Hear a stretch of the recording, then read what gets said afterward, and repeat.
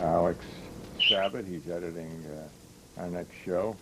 And tonight we're going to bring you a Shimmy Disc Night at the Knitting Factory from July 27th, 2000. And let's get on with the show.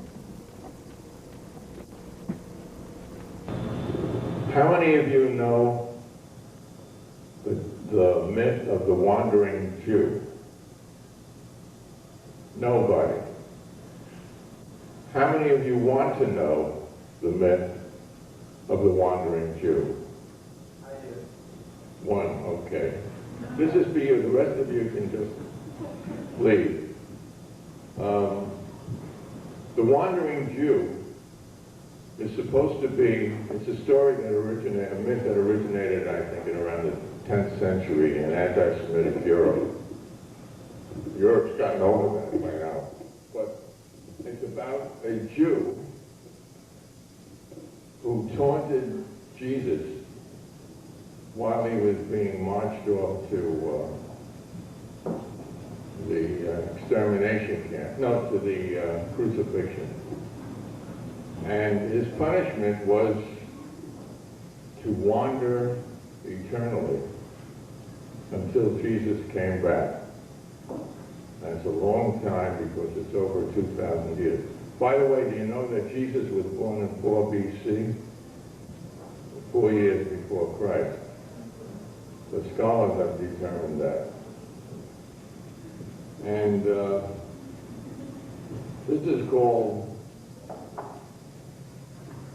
"Where is my wandering Jew tonight? Or on the left, or in the right, does ecstasy come in the fall of the night? Oh, where is my wandering Jew tonight?" Where's my wandering voice tonight? Where is my wandering Jew tonight? Where is my wandering Jew? Did Hitler survive in the heart of the beast? Is happiness there where we seek it least? Does the Baal Shem dance at the president's feast? I doubt it. But where is my wandering Jew? Is loneliness cast at the center of life? Is peace our reward at the end of this strife? Is our time's music the gun and the fife? Where is my wandering Jew tonight? Where is my wandering Jew? Where is my wandering God tonight? Where are my children? Where is my wife? Where is the song I once called my life? Where is the wandering Jew tonight? Where is our wandering life tonight? Oh, where is our wandering life tonight? Where is our wonderful life? You know, there was a kind of amazing religious discovery the scholars dug out recently from the Gemara and the Midrash and from Baba Yenta, and it concerns Jesus. And it seems that when Jesus was marching to his crucifixion, he was carrying a cross, and it was determined that there was some music, there was some humming sort of coming out from Jesus, and this observer went up and he tried to hear, he heard the song that Jesus was singing, and it went something like this. I love a parade. It's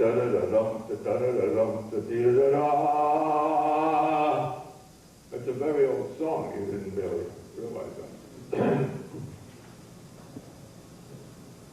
Now, how many of you remember the Vietnam War? No hands there. We recently celebrated the 25th anniversary of the U.S. victory, of the end of the war.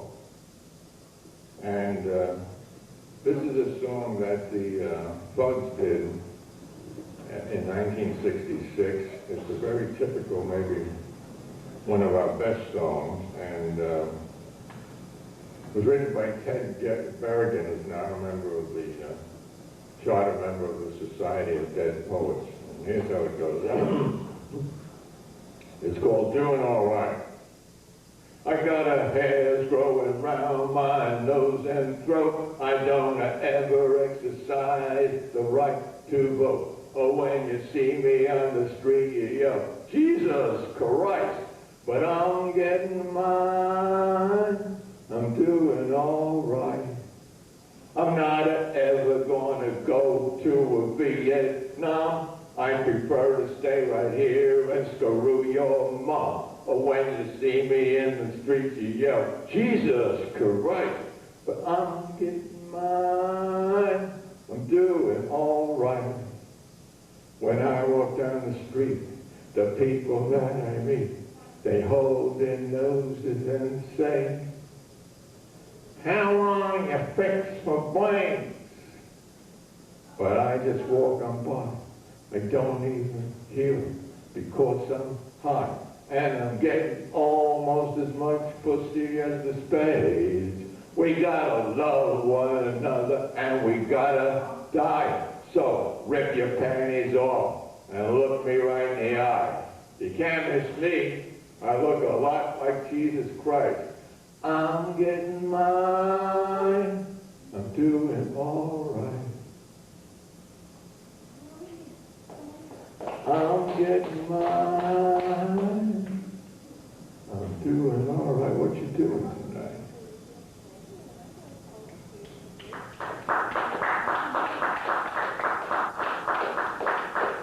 Yeah, we could redo that song for the next war.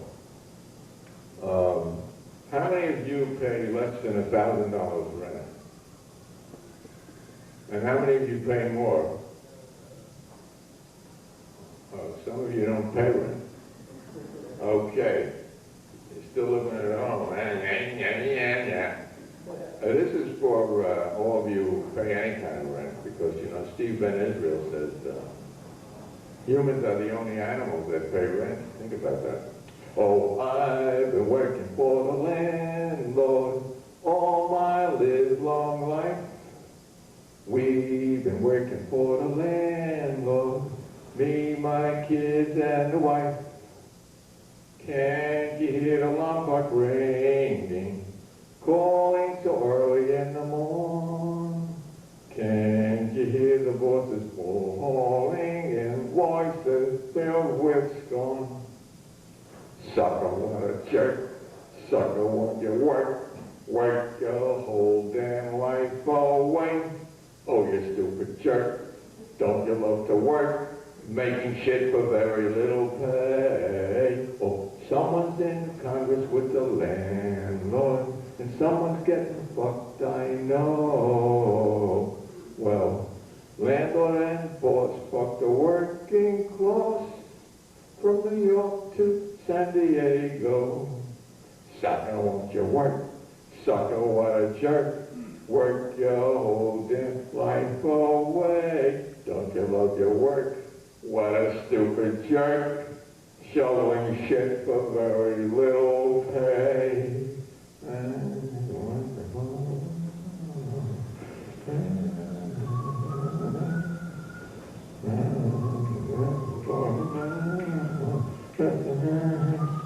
Fucking landlord.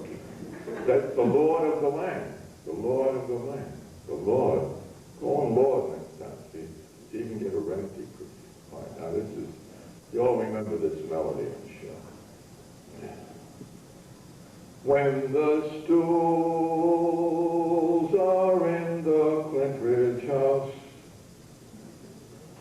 senators aligned with Mars.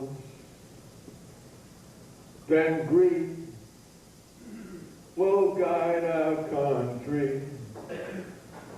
Pure ego steer our pole stars. This is the dawning of the age of Uranus, the age of Uranus, Uranus.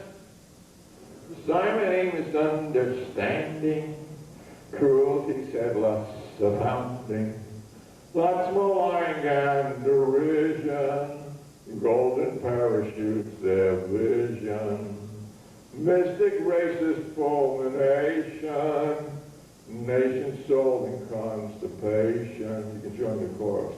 Uranus, Uranus, when the pricks are in the gush-bore house and congressmen are paid with bribes, then idiots will damn our destiny, and shits will ruin our lives. This is the dawning of the age of Uranus, the age of Uranus, Uranus.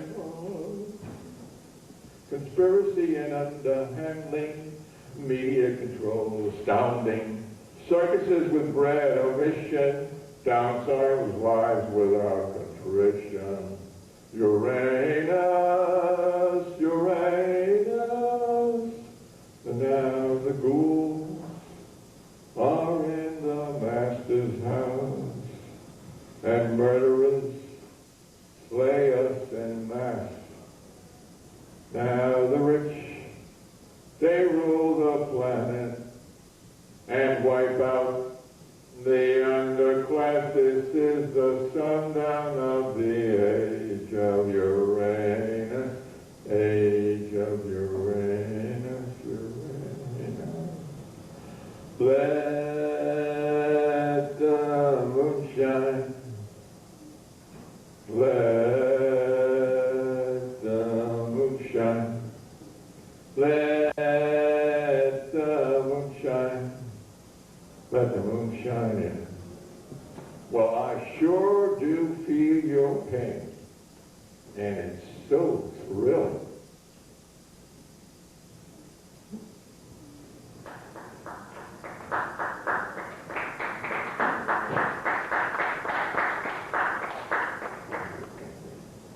We're getting the global warming.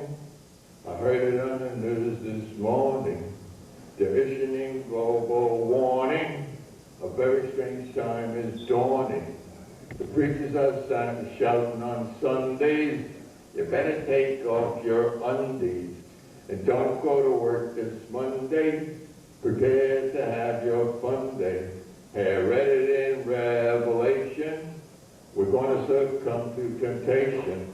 So I'm telling this whole fucking nation, it's even better lots than masturbation. Hey, I saw it, a revelation. We succumb to total temptation. It'll bring our complete emancipation. Become a fucking whole nation. Fucking nation. Fucking nation. A whole fucking nation.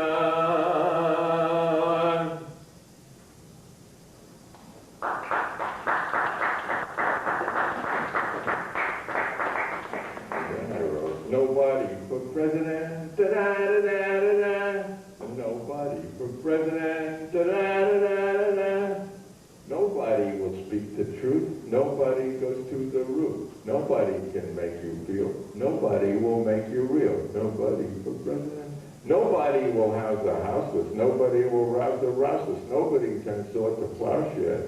See to it that we get our share. Nobody will not tax you. Get the bosses not to ask you. Nobody with your low toes. Nobody deserves your vote. Nobody for president. Nobody will clean the water. Nobody will fresh the air. Nobody will spend a quarter to assure the land stays fair. Nobody's so wise of art. Nobody does never fart. Nobody was blessed with grace to keep us peasants in our place. Every 4 years in this nation, butcher, lawyer, cop, or baker, fools no matter what their station, get to pick their own dictator. See, when you go in there and press that little metal piece, people think they've done something. What they've done is abdicate.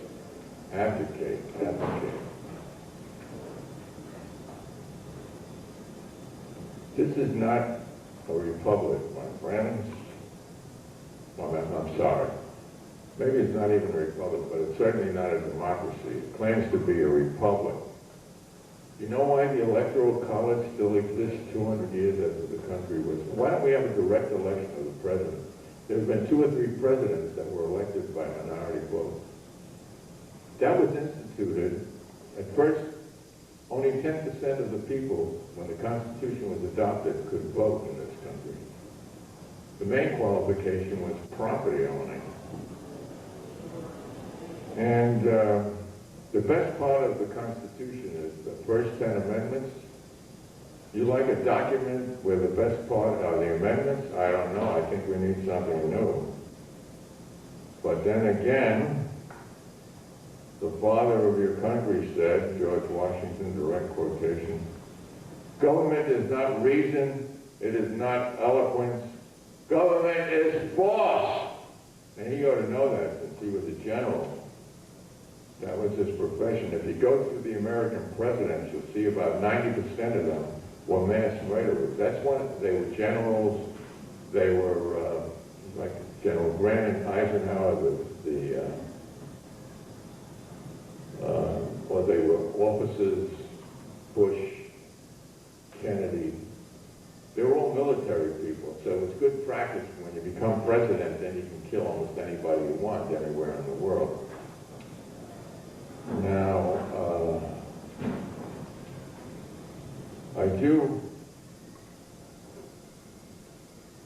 is this getting too serious? I hope so.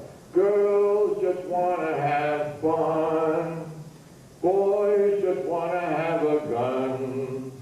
Boys just want a big gun. Girls just want to have fun. You know, I just discovered the only solution to the Mideast problem. Estrogen. Now, speaking of the Middle East, it isn't very well known, but the same week that Israeli archaeologists discovered the Dead Sea Scrolls in Cave 63, while eating lunch right next door in Cave 64, an even more important discovery was literally stumbled upon when one of the archaeologists, Chaim Pitts, do you remember that name? Went to the bathroom, you know, there in the corner there. And there was something shining there, you know, and he picked it up, and it happened to be the little copper tablet, you know, rolled like a rug, like a little roll rolled up. And it was the first national anthem, also known as the hymn to nationalism. And with the help of Mel Brooks' 2,000-year-old man, the first line was easily made out. Then they got stuck. So they had to take it to the Harvard Universe, where at the Center for Mideastern Studies, the rest of the canticle was painfully deciphered.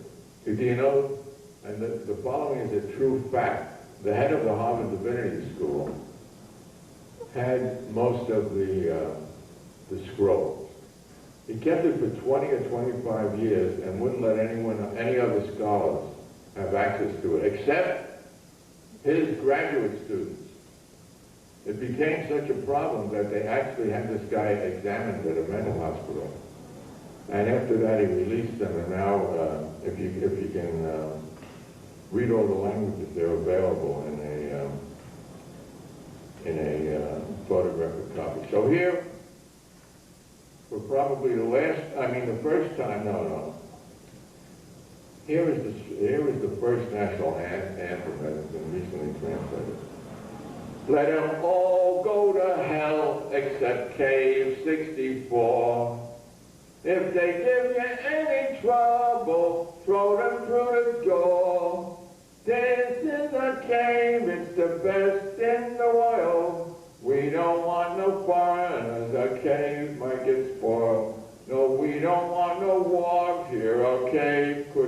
spoiled. Our cave is the best. To hell with the rest. We got the prettiest styles, they never failed the test. We got the greatest music, we got the bestest brains, cause we always eat the cortex of the ones that we have slain. Yeah, we love to slay gray matter from the ones that we have slain. Ruling comes natural to those that excel. The rest of you bastards, well, you can go to hell. God gave us power and God made us right. And if you don't like it, we'll stab you in a fight. Yeah, if you don't like it, we'll kill you in the night. Whoever wants to can sing along to the last verse. I'll give you the lines. Let them all go to hell, except Cave 64. Let them all go to hell, except Cave 64. If they give you any trouble, throw them through the door. If they give you any trouble, throw them through the door. This is our cave, it's the greatest in the world. This is our cave, it's the greatest in the world. We don't want to walk here, our cave might get spoiled. We don't want no walks here, our cave might get spoiled. Yeah, we don't want no foreigners here, our cave could get spoiled.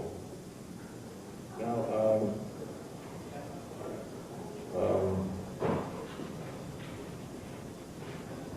I think, how many of you remember, each night I ask the stars above,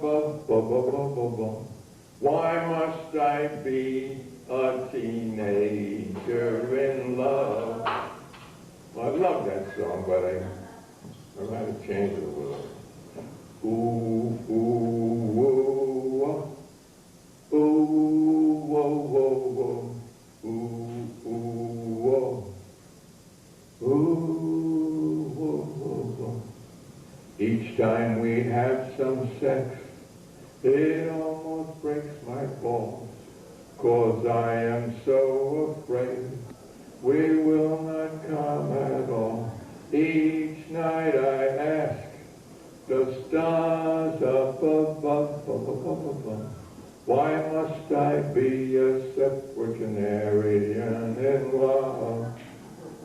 One day I feel so horny, next night I feel so blah. Guess we'll have to take the whoopee with the bar. Each night I ask the moon up above, why must I be a Septuagenerian in love? I try to fuck you, everybody and you.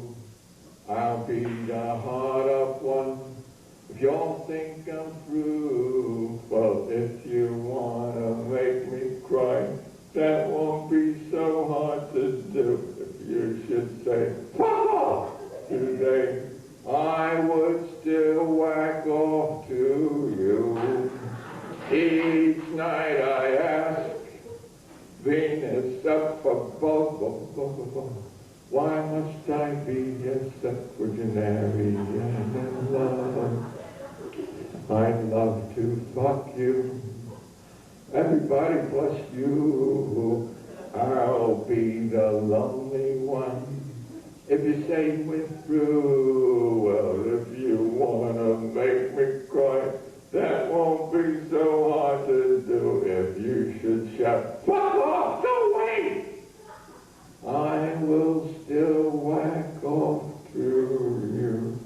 Each night I ask the satellite above, why must I be a Septuagenarian in love? Why must I be an alpaca in love? Why must I be a Septuagenarian?